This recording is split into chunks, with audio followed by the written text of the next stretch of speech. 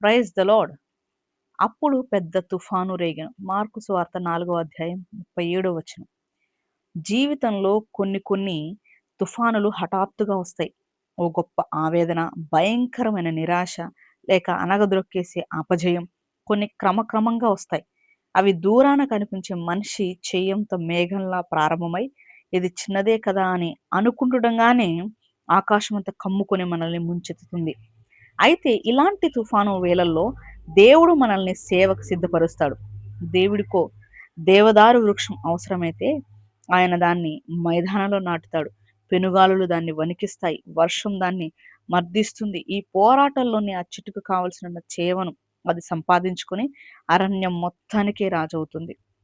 దేవుడు ఒక మనిషిని ఎన్నుకున్నప్పుడు ఆయన అతన్ని తుఫాన్లో నిలబెడతాడు. మనిషి మరి సంపాదించుకోవడానికి మనిషి యొక్క మనసు సంపాదించుకోవడం చాలా కఠినమైన పరీక్షలతో కూడుకొని ఉంటుంది. మనిషి ఎవడు తుఫానుకు ఎదురు నిలిచి గెలవకుండా మనిషి అని అనిపించుకోలేడు. ప్రభు నన్ను పగలగొట్టు, తిరిగి నీ చేతులతో తయారు చే అని తాను చేసిన ప్రార్థన సార్థకం కాకుండా ఎవడు పునీతుడు కాలేడు.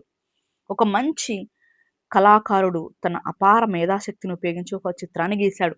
ఆ బొమ్మలో గొప్ప గొప్ప వేదాంతులు, అమరవీరులు, ప్రపంచంలో అన్ని రంగాల్లోనూ ప్రఖ్యాతిగాంచిన మహామహులంతా ఉన్నారు. అయితే ఆ చిత్రం ప్రత్యేకత ఏమిటంటే వాళ్ళు విశ్వవిఖ్యాతి చెందడానికి ముందు కష్టాల్లో ఆరితేరిన వాళ్ళు. ఆ బొమ్మలో అందరికంటే ముందుగా వాగ్దానం వల్ల వారసత్వంగా లభించిన కనానుకి చేరలేకపోయిన మోషే ఉన్నాడు. అతని ప్రక్కన తడుములాడుతూ కళ్ళు లేని ఒక వ్యక్తి, వీళ్ళందరి ప్రక్కన అందరికంటే ఉన్నతుడిగా కనిపిస్తున్న మరో వ్యక్తి ఉన్నాడు. ఆయన ముఖంలో వీరెవ్వరి ముఖంలోనూ కనిపించనన్ని బాధ కనిపిస్తుంది. ఆ కళాఖండానికి తుఫాను అనే పేరు సరిగ్గా సరిపోతుంది. తుఫాను తర్వాతే ప్రకృతిలోని అసలు అందం బయటపడుతుంది. పర్వతానికి ఉన్న కరుకు సౌందర్యం తుఫాను సమయంలో కొట్టుకొచ్చినట్టు కనిపిస్తుంది. అలాగే మనుషుల్లో మహాత్ములైన వాళ్ళ జీవితాలన్నీ తుఫానుల తాకిడికి మరి దారి తీసినవే. నీ జీవితంలో కూడా పెనుగాలులు వీచి విసిరి నిన్ను అటు ఇటు కొట్టినాయి.